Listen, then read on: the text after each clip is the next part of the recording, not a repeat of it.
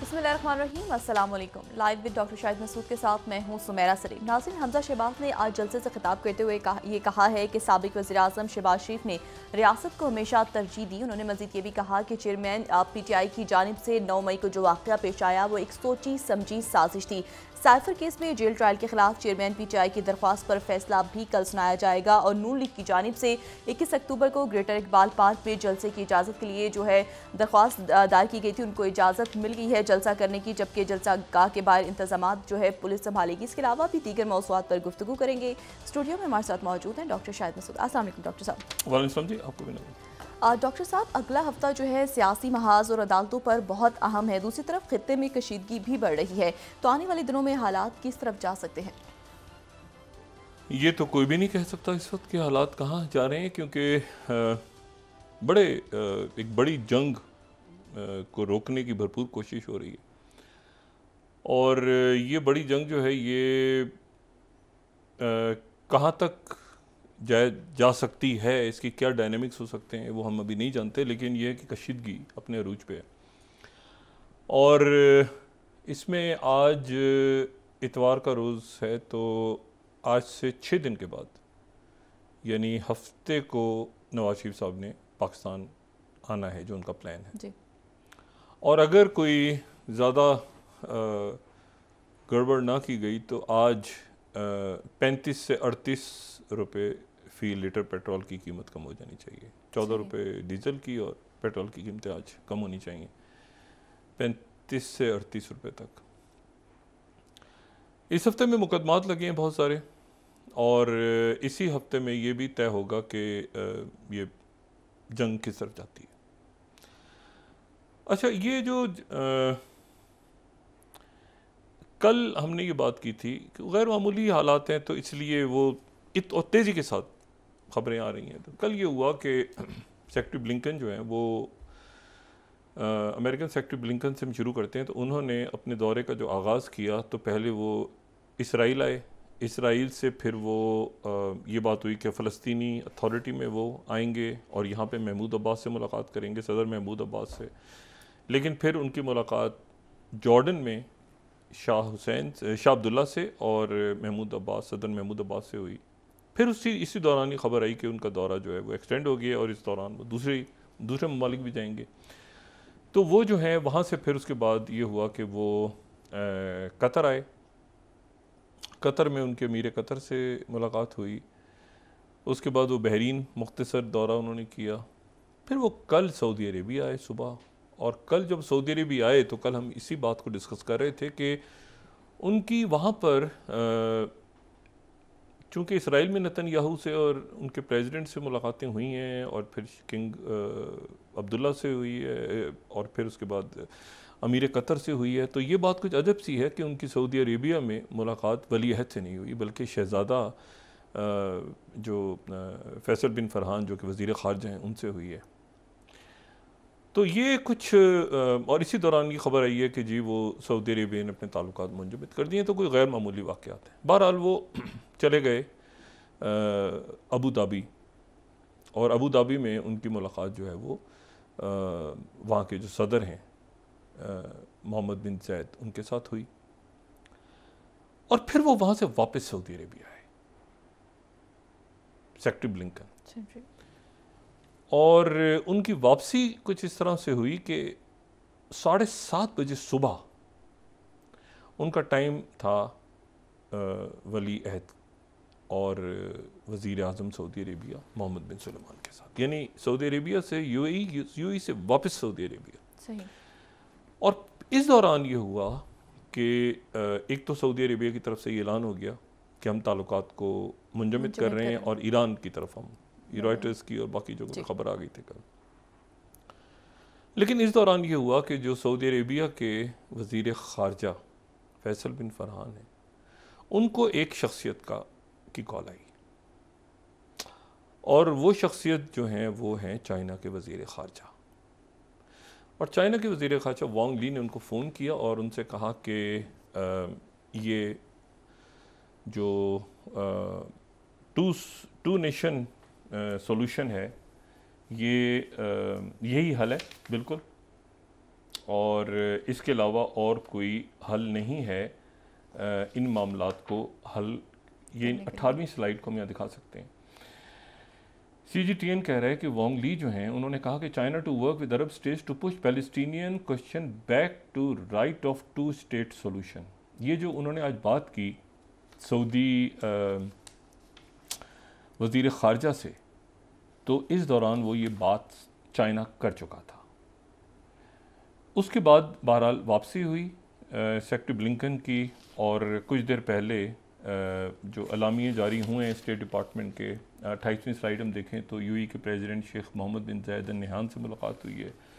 फिर उसके बाद वो ये भी बता रहे हैं हमें कि एक और स्लाइड में वो ये भी बता रहे हैं कि क्राउन प्रिंस से 30th स्लाइड जो है सेक्रेटरी ब्लिंकन की मुलाकात जो है वो प्राइम मिनिस्टर और क्राउन प्रिंस मोहम्मद बिन सुलेमान से भी हुई है।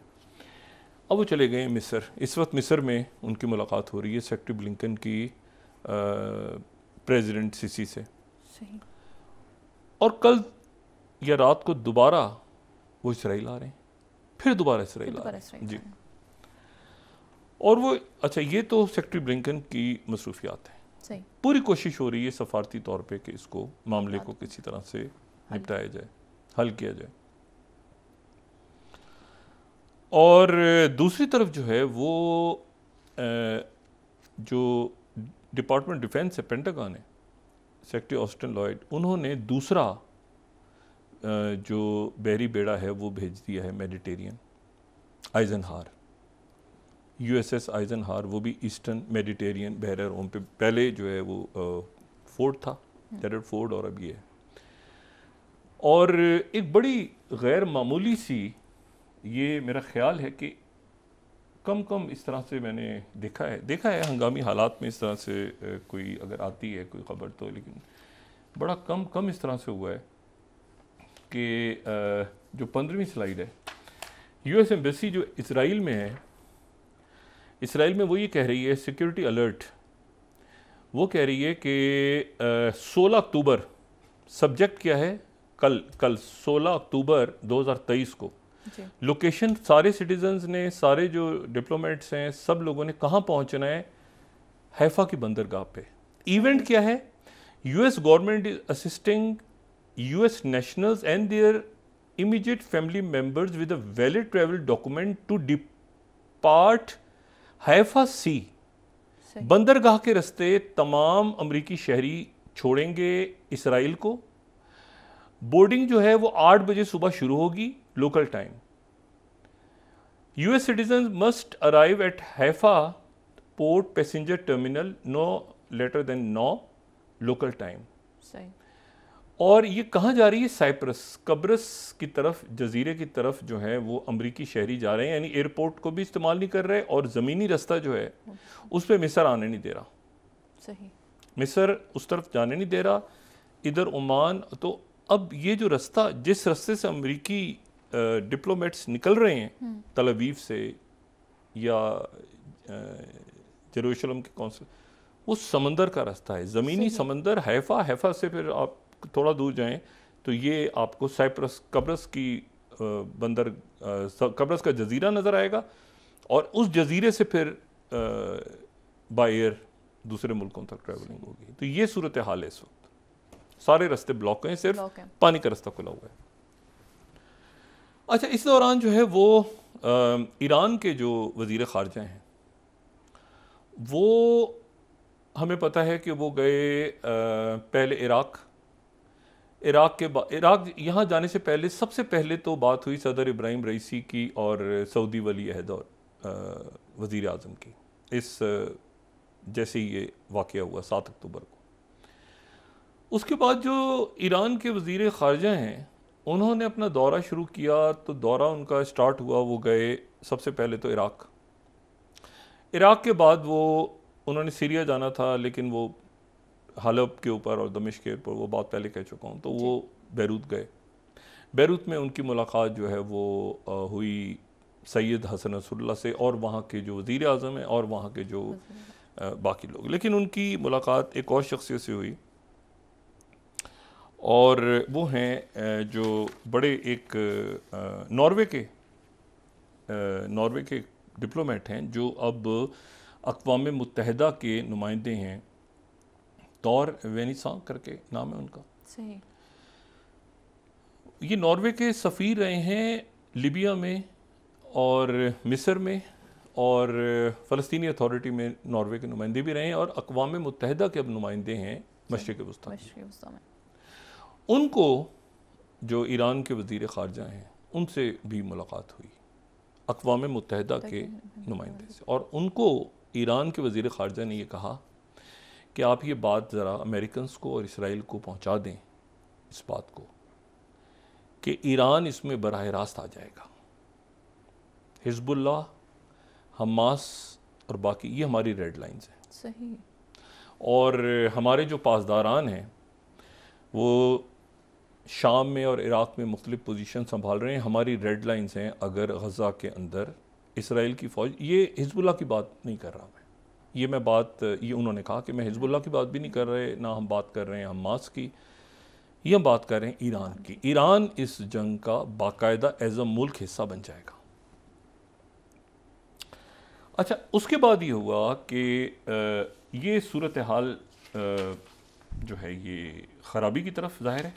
एक अजब सा मामला हुआ कि ईरान बाकायदा इस जंग में, जी बाकायदा, यानी किसी और उसके नहीं, बल्कि वो जो है वो ये 25वीं स्लाइड ब्लूमबर्ग, ये अब जैक सुलिवान ने चूंकि कह दिया है खुद, उनके एनएसए ने, ये सुबह से तो सोर्सेज के वाले से खबर चल रही थी, लेकिन अब थोड़ी देर पहले अमेरिकन एनएसए ने ब्लूमबर्ग को कहा है US want Iran in back channel talks on war. ये डायरेक्टली उन्होंने कहा है कि ईरान इसमें इन्वॉल्व हो जाएगा, ठीक है, और वॉर एक्सपेंड होगी और ईरान इसमें आ जाएगा। गज़ा जो है वो हमारी रेड लाइंस है।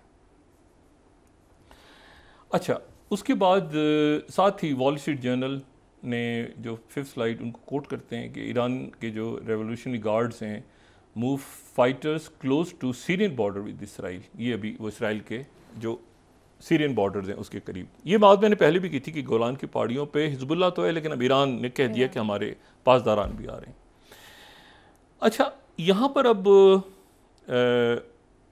जो मामला है वो ये है कि इसराइल रुका हुआ है कि वो क्या करे। सही।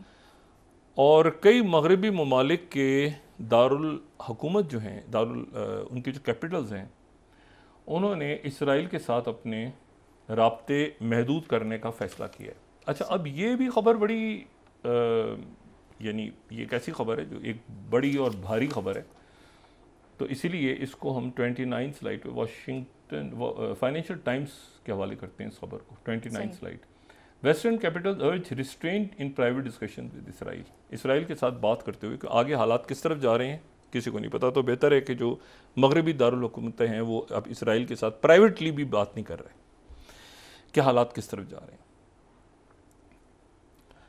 ये 1918 का जो साल है, 1918 में ये जो मौजूदा हम जिस खित्ते में, जिस दुनिया में बैठे हैं, ये मशरिक़ वस्ता या इसको जनूबी एशिया पर भी इसका नहीं, जो मशरिक़ वस्ता कहें या इसको शुमाली अफ्रीका कहें, जो भी, तो उस वक्त का अमेरिकन प्रेसिडेंट जो थे, जब जंग अज़ीम वुडरो विल्सन ने जंग ख़त्म करने, जब ख़त्म हो रही थी तो उन्होंने जस्ट पीस का लफ्ज़ इस्तेमाल किया था और 14 नुकात अपने पेश किए थे, 14 पॉइंट्स, और उन्होंने कहा था कि ये जो जंग है ये 14 नुकात पेश कर रहे हैं और ये 14 नुकात अगर पेश होंगे तो उसके नतीजे में जंग ख़त्म होगी। और ये 14 नुकात क्या हैं कि जी डिप्लोमेसी खुलेगी, समंदरों पे आज़ादी होगी, इकोनॉमिक बैरियर्स ख़त्म हो जाएंगे, जो है वो फ्रेंच टेरिटरी वापस आएगी, इटालियंस वापस आएंगे, ऑस्ट्रियो हंगेरियन सल्तनत ख़त्म हो जाएगी, बैल्कन ख़त्म हो जाएगा, टर्की की लिमिटेशन हो जाएगी, ये हो जाएगा, सारा कुछ इन्होंने ये नया नक्शा बनाया था। उस ज़माने के अखबारात बड़े इंटरेस्टिंग हैं क्योंकि अखबार देख के ना अंदाज़ा होता है कि माहौल क्या था। US dictates terms on peace, allies win in great battle. ये जो जंग ख़त्म हो रही है ना, पहली जंग अज़ीम, वो इस तरह ख़त्म हो रही है, ठीक है। US dictates terms on peace, allies win in great battle. अच्छा, उसके बाद जो है वो Germany ask peace on Wilson's 14 points. और उसके बाद फिर अगर हम बाकी अखबारात भी देखें तो उसमें ये 14 पॉइंट जो हैं ये बता रहे हैं कि ये दुनिया इसके बाद एक अमन का गहवारा बनने जा रही है, क्योंकि एक बहुत बड़ी जंग जो है वो जीत ली है। और उस जंग को इस तरह से जीता है, 14 पॉइंट्स जो थे वो इस तरह से जीता कि जर्मन ज़ाहिर शिकस्त खा गए, जर्मन भी शिकस्त गई, पीस ट्रीटी साइन कर गए, German sign pact, war is formally over. ठीक है, पीस इज़ जस्ट, ये जुमला ये कमाल का जुमला है, peace is just says president to American people. Congress से खिताब किया था वुडरो विल्सन ने। अब हुआ क्या है, हुआ ये US dictates terms on peace. ठीक है, क्योंकि जीते थे तो जाहिर है कि डिक्टेट किया उन्होंने, और ट्रीटी साइन, वॉर एंड्स, पहली जंग अजीम ख़त्म हो रही है। अब जंग ख़त्म किस तरह से हुई? जंग ख़त्म इस तरह से हुई कि सल्तनतें, एक तो जर्मन्स गए, यानी जर्मन्स गए और उसके नतीजे में उन्होंने फिर वहाँ पे हिटलर, एक अंदर उनके और ख़राबी पैदा हुई जिसने दूसरी जंग अजीम तक हिटलर को जन्म दे दिया, और वो उनके अंदर ऑस्ट्रियो हंगेरियन। लेकिन दूसरी एक जो सल्तनत टूटी बड़ी, एक तो ऑस्ट्रियो हंगेरियन एम्पायर, दूसरी सल्तनत उस्मानिया टूटी जी। अच्छा, अब ज़रा इसको जो मैं बात ये कह रहा हूँ ना, ये कल से कि मिस्र क्यों रुका हुआ है? मिस्र आज भी नहीं खोल रहा। मिस्र ने अमेरिकन को कहा है कि आप जो मर्जी आपने करना है करें, मिस्र नहीं खोल रहा रास्ता अपना, और वो अमेरिकन जा रहे हैं पानी में कश्तियों में बैठ के। अजीब व गरीब बात है, और वो भी इसराइल से।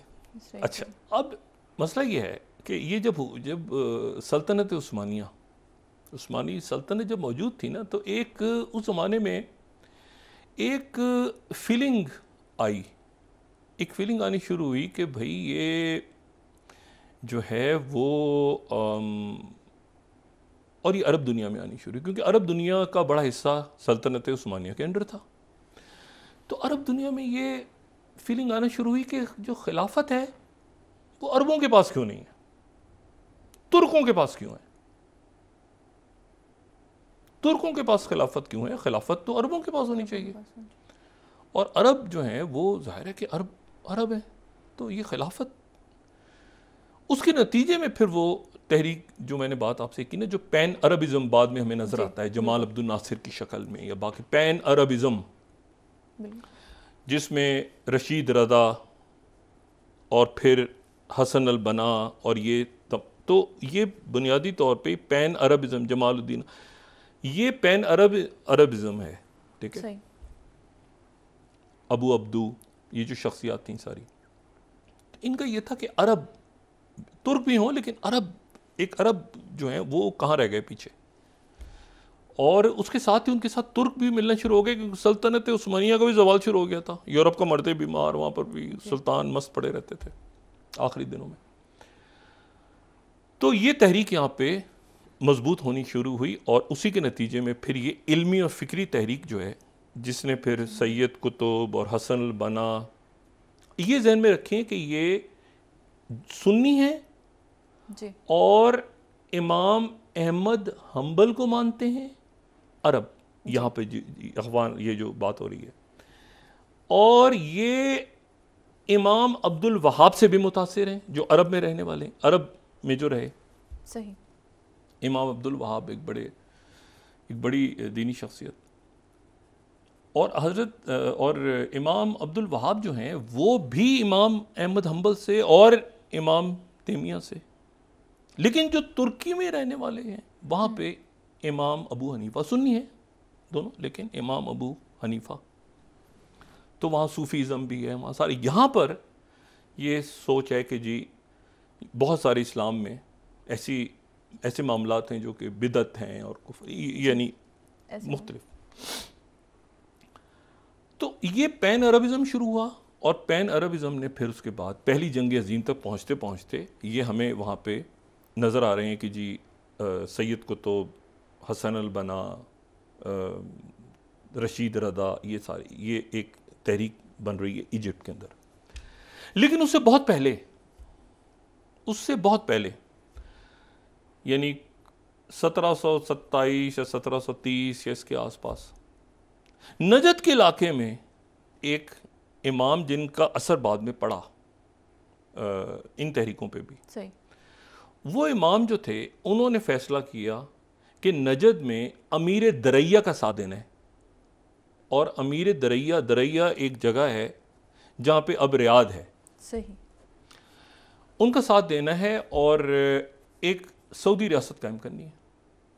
तो पहली सऊदी रियासत जो है वो कायम हो गई और उसका अगर हम पहली सऊदी रियासत की हम का ड्यूरेशन देखें तो पहली सऊदी रियासत जो है वो 1722 से 1754 में इमाम अब्दुल वहाब शामिल हुए थे, इसका हिस्सा बने थे। सही। इब्ने सऊद और ये पहली सऊदी रियासत है। 1744 से 1818 में ये ख़त्म हो गई। 1818 में इस तरह से ख़त्म हुई कि आके वापस, अच्छा दरमियान में सऊद ख़ानदान फिर उठा, फिर चलता, लेकिन ज़्यादातर उस्मानी फिर इनके ले गए और वहाँ जाके जो आखिरी इनके जो रूलर थे सऊद फैमिली के, उनको वहाँ पे सज़ाए मौत दे दी गई। सही। कुस्तुनतुनिया में जिसका नाम इस्तांबुल पड़ा बाद में। तो लेकिन यह कि सऊद ख़ानदान जो है वो, उसके जो बाकी लोग थे वो फिर उन्होंने फिर दूसरी रियासत बनाने की वो फेल हुए फिर, लेकिन आखिर में 1920 में जो उन्होंने जब ये सल्तनत उस्मानिया टूटी तो उन्होंने दोबारा आके अपनी रियासत बना ली। तो ये शाह अब्दुल अजीज़ सोएम है जिन्होंने रियासत बनाई। यानी जब हम बात करते हैं ना सलमान बिन अब्दुल अजीज़, फ़हद बिन अब्दुल अजीज़, फैसल बिन अब्दुल अजीज़, तो अब्दुल अजीज़ सोएम है। अब्दुल अजीज़ अव्वल वो थे जिन्होंने पहली रियासत बनाई थी। सही। अच्छा, तो अब ये, लेकिन ये हुआ कि ये, अच्छा एक तरफ तो ये बन गई, अब सल्तनत उस्मानिया है, सऊदी अरब बन गया, ठीक है, सऊदी अरब बन गया। 1932 में इन्होंने ऐलान कर दिया अपनी, उससे पहले रियाद पे कब्जा किया, नजद से हिजाज पे आए, हिजाज से, और उसके साथ जो है इन्होंने फिर उसके बाद वही जहाँ पे नजद, जहाँ पे दरैया था, दरैया वो रियाद, वही दारुल हुकूमत बना, वो आज भी है, जो कि पहली रियासत का था। लेकिन इसी दौरान ये हुआ, अच्छा ये बरतानिया के साथ नहीं गए, सही, ये सल्तनत उस्मानिया से कोई और अरब थे जो मत्थे लग गए सल्तनत उस्मानिया के, और वो थे शरीफ मक्का। वो टी.एच. लॉरेंस के साथ जो शरीफ मक्का थे, वो शरीफ मक्का, क्योंकि वो जाहिर है कि उनको ये कहा बताया गया कि भाई एक बहुत बड़ी, मतलब आपको प्रॉब्लम है ना, तुर्कों में रहती है खिलाफत, आपके पास नहीं रहती, तो एक बहुत बड़ी अरब खिलाफत बनेगी और आप उसके खलीफा होंगे। सही। मैंने कहा तो बड़ी ज़बरदस्त बात है। वो जनाब वो सल्तनत उस्मानिया से लड़े, लेकिन साथ ही ये हुआ कि लड़े सल्तनत उस्मानिया से, और सल्तनत उस्मानिया से इस तरह से लड़े कि उनके एक साहबजादे फैसल, जिनको बाद में इराक़ का बादशाह भी बना दिया था, वो यरूशलेम में एंटर हुए। तो उनके साथ उस ज़माने का अखबार देखें तो जनरल अल्बानी थे गालिबन, तो जनरल अल्बानी के नाम से आ रहा है कि he goes on foot into यरूशलेम, British general Allenby formally enters the holy city, guards placed about holy place. तो बरतानिया यरूशलेम में वो एंटर हो रहे हैं, और साथ ही ये हुआ कि जो तुर्की में उन्होंने जो सल्तनत उस्मानी है उसमें इस्तांबुल पे कब्ज़ा कर लिया, इस्तांबुल पे कब्ज़ा, ठीक है ना। ये अब देखिए खबर क्या लग रही है, यरूशलेम is rescued by British after 673 years of Muslim rules. और ये जो जनरल हैं उनकी तस्वीर लगाई हुई है नीचे, ये अखबार हैं उस ज़माने के। अच्छा काम के साथ, अच्छा अब जनाब फिर पता चला शरीफ मक्का को कि ये तो गड़बड़ हो गई है, क्योंकि ये स्काई पिकॉट मुआहदा साइन हो गया है, जिसमें आधा मशरिक वस्ता फ्रांस ने ले लिया है और आधा जो है वो बरतानिया ने ले लिया है, और हमें उसका एक इलाका दे दिया है, और एक ये कहा है कि जी आप इराक़ ले लें और ये कर लें, और ये तो कोई मसला गड़बड़ हो गया है सारा। सऊदी अरेबिया बिल्कुल सुकून से उन्होंने अपना एक अलग मुल्क बना, वो इस फड्डे में नहीं थे। सही। वो इससे अलग उन्होंने अपना बनाया। उन्होंने कहा शरीफ मक्का जाने जो भी इनके ब्रिटिशर्स के साथ में, तो अगले साल तेल निकलाया 1933 में अरामको ने तेल निकाला, वो अपनी चल पड़े आगे। अब यहाँ पर मसला ये हुआ कि वो जनाब ब्रिटिश भी आ गए और साथ उसके ग्रीक्स भी आ गए और साथ जाहिर है सल्तनत टूट रही है पूरी। और जो आखिरी सुल्तान थे उन्होंने सरेंडर कर दिया, उन्होंने कहा जान बचाओ, इस वक्त कोई और रास्ता नहीं है। तो एलाइड ट्रूप्स ने कॉन्स्टेंटिनोपल को ऑक्यूपाई कर लिया, ठीक है। 13 November 1918 on this day occupation of Constantinople, the capital of Ottoman empire by British, French, Italian, Greek, American and Japanese forces took back, ठीक है।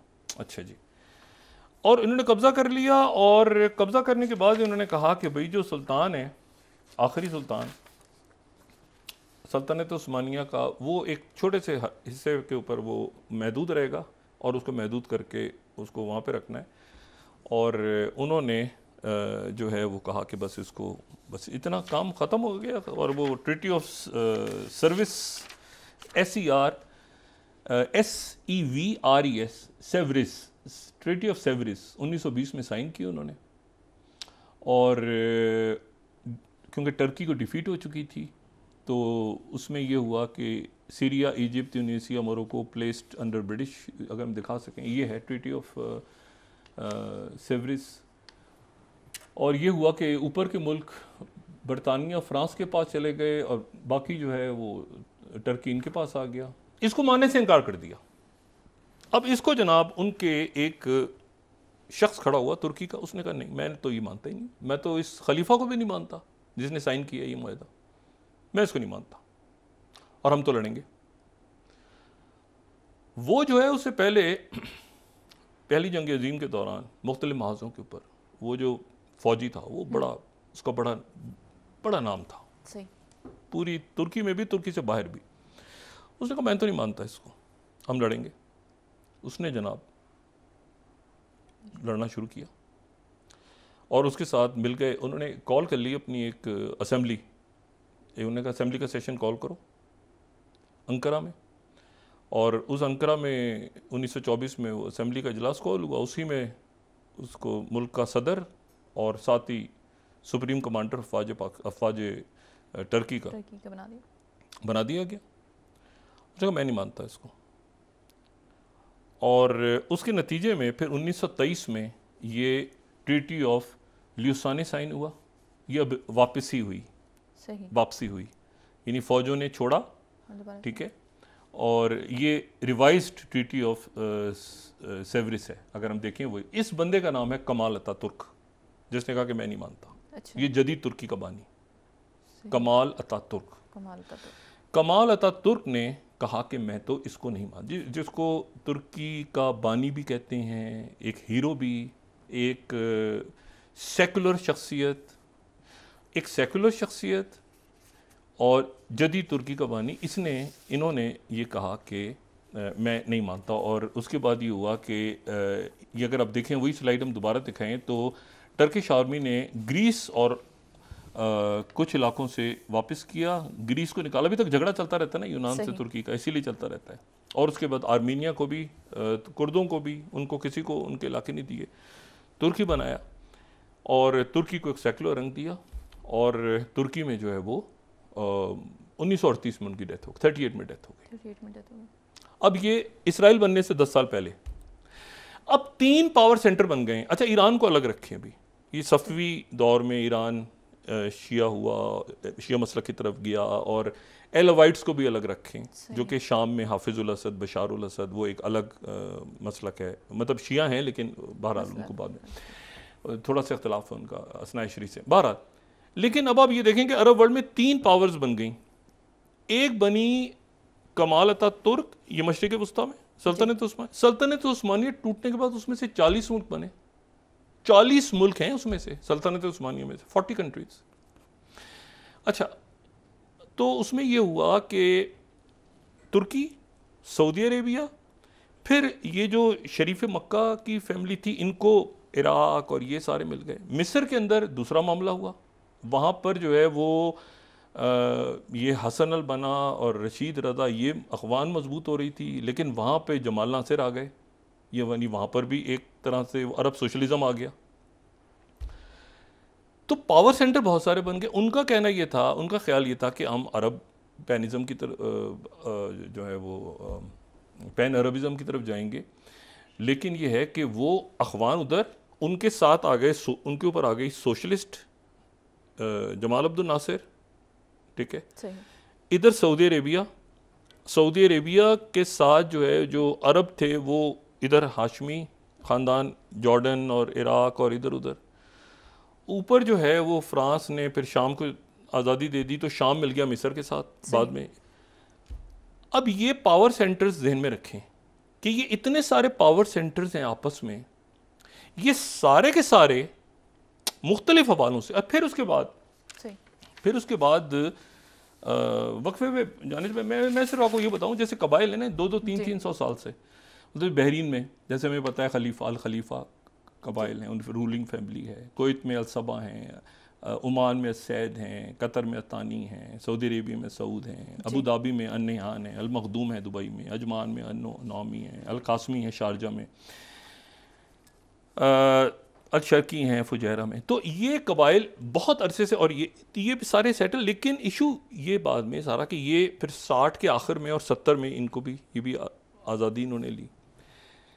लेकिन जो बड़ी पावर्स थी, यानी जो सर्द जंग में पहले जो सल्तनत उस्मानिया के नतीजे में ये नहीं बने थे, सल्तनत उस्मानिया के नतीजे में तो उर्दन, इराक़, सऊदी अरब, ये यमन कहीं दरमियान में, और लिबनान और तुर्की, तो ये जो पावर सेंटर सारे बने, और यरूशलेम और मिस्र, तो वो सारे पावर सेंटर्स की वो अपनी एक पूरी तारीख लेके चल रहे हैं इस वक्त। यानी इस वक्त अगर मिस्र के साथ तुर्की मिल रहा है तो पुरानी मेमोरी है कि ये वो मिस्र है जहाँ पर हमारे गवर्नर गए थे, मोहम्मद अली पाशा, वो अलग हो गए थे, फिर मोहम्मद, वो एक मेमोरी है।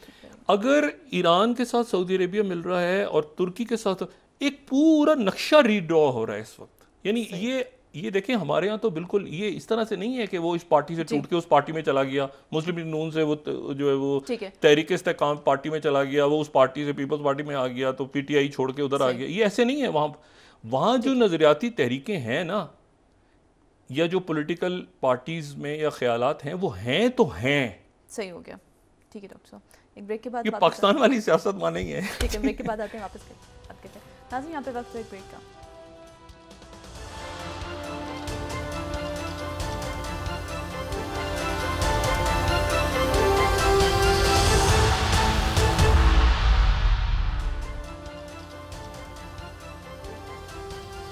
वेलकम बैक नाज़रीन। तो डॉक्टर साहब, ये जो तमाम सूरत हाल है, इसके पाकिस्तान पर क्या असरात मुरतब होने जा रहे हैं? मियां नवाज शरीफ साहब ने वहीं से आना है, सऊदी अरेबिया से आना है, मिडिल ईस्ट से ही। वहीं पर क्या मामला तय हो रहे हैं, क्या हो रहा है वो, लेकिन इसी अगले 4-5 दिनों में, 6 दिनों में ही सामने आएगा मंजरनामा। लिबनान की तरफ से उन्होंने साउथ गैलिली का जो इलाका है वहाँ पर वो कह रहे हैं कि यहाँ पे इसराइल ने अब एंट्री दे दी हमारे हदूद में, लिबनान के अंदर।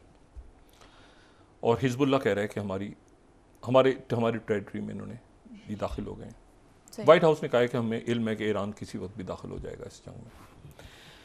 और उसके साथ ही इसराइल थोड़ा सा रुक गया, अभी उन्होंने पानी वगैरह देना शुरू कर दिए गजा के इलाके में। और कल चूँकि सेक्रेटरी ब्लिंकन पहुँच रहे हैं, और परसों से बेल्ट एंड रोड इनिशिएटिव शुरू हो रहा है चाइना का, तो इसलिए इसराइल 1000 दफ़ा सोचेगा कुछ आगे करने से पहले। और सबसे इम्पॉर्टेंट बात जो है वो ये कि जो सुरंगें हैं नीचे, जो गजा में और दाएं बाएं आगे पीछे, उनमें बेशुमार खंदकें या सुरंगें ऐसी हैं जिनमें बहुत बड़ी तादाद में बारूद है। सही। और जैसे ही इनके टैंक्स आएंगे तो ये इनके पास अपनी इंटेलिजेंस भी यही कह रही है कि वो टैंक्स एंटर होंगे, और जो आर्टिलरी एंटर होगी तो उसके साथ ही वो सुरंगें उड़ा दी जाएंगी। और उनमें से बहुत सी सुरंगों में शायद इनके मखवी भी हों। तो और सुरंगों के अंदर वो सुरंगें इसलिए हैं कि ये आगे आ जाएं, वो पीछे की सुरंगें उड़ जाएं, बड़ी तबाही, और साथ ही जो अंदर आ जाएं आगे तक, उनको पेरी अलगमाल बना के यहाँ पे लड़ाई हो। सही। और साथ ही चूँकि हिजबुल्लाह ऊपर बैरूत की बंदरगाहों से वो भी तैयारी और ज़मीन की तरफ से भी, और साथ ही यहाँ पे वेस्ट बैंक, और फिर मुझे नहीं पता कि क्या हालात, अल्लाह ना करे, लेकिन ये बड़ी जंग की तरफ जा सकते हैं। उस ज़माने के अगर अखबार देखें ना, ये मैं सिर्फ ये कह रहा था, ये सारी पहली जंग अजीम का रौला है, ठीक है, कि उनसे कहा कि अरबों से कहा उनसे लड़ लो, उनसे कहा तुर्की से कहा ये कर लो, तुमसे ये कर लो, मुल्क आपस में लड़ रहे हैं, झगड़ रहे हैं, शरीफ मक्का से वादा किया, बाद में वो ये कर दिया। ये देखें, वॉर डिक्लेयर्ड बाय ऑल, ये आज ये पहली जंग अजीम का अखबार है, वॉर डिक्लेयर्ड बाय ऑल, ठीक है। ऑस्ट्रिया ने सर्बिया पे डिक्लेयर कर दी, उन्होंने उस पर डिक्लेयर कर दी, उन्होंने war declared all Europe in turmoil. और फिर उसके बाद ये डेली मिरर अगर देखें उस दिन का हम, तो ये जो है, ये वाशिंगटन टाइम्स दिखाया था, war declared all Europe in turmoil, Austrian troops are moving to Belgrade evacuated by Serbs. अच्छा, rulers in crisis, map which may be changed.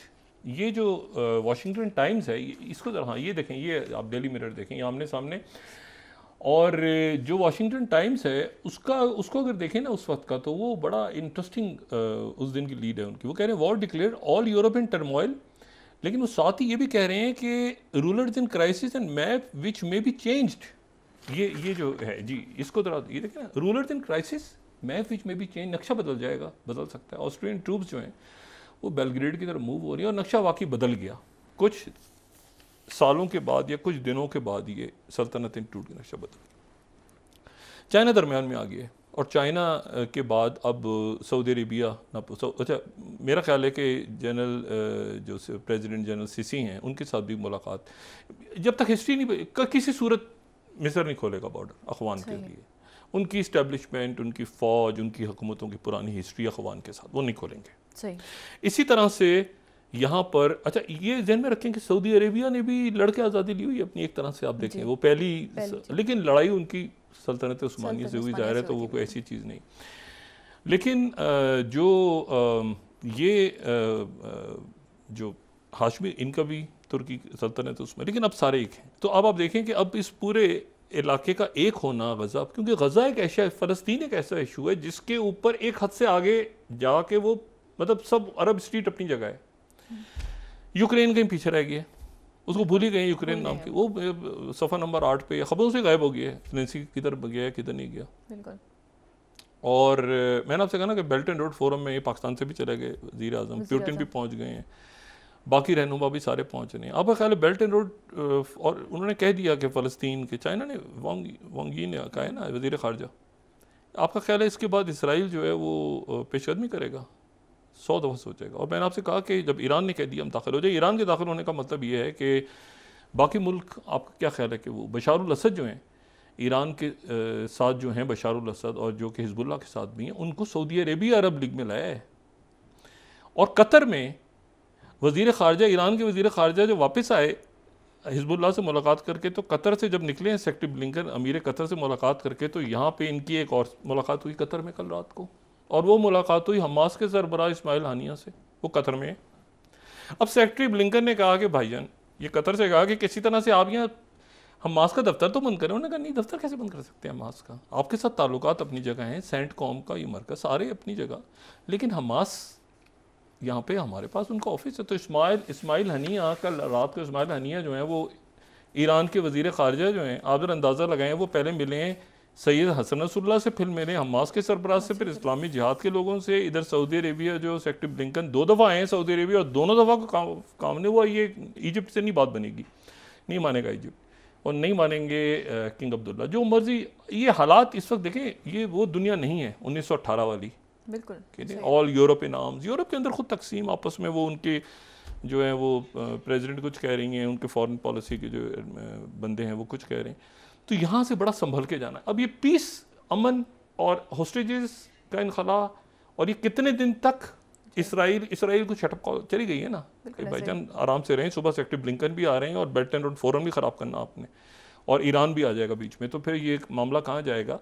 और फिर आपका ख्याल है अरब मुल्क पीछे रहेंगे अगर बशारुल असद कूदते हैं बीच में, जिनको अरब लीग लेकर आई है अभी, और मिस्र। तो ये मामला, इसको एक शटअप कॉल मेरे ख्याल से गई है बीबी नेतन्याहू। अब देखें कि क्या करते हैं। अगर वो ये जंग को बढ़ा देते हैं गज़ा में रात को, एक तो ये है कि ये उनका प्लान है, सुरंगें उड़ा देंगे, और फिर ये जंग फैल जाएगी जो ऑलरेडी लिबनान के साथ उनके मामलात ख़राब होने शुरू हो गए।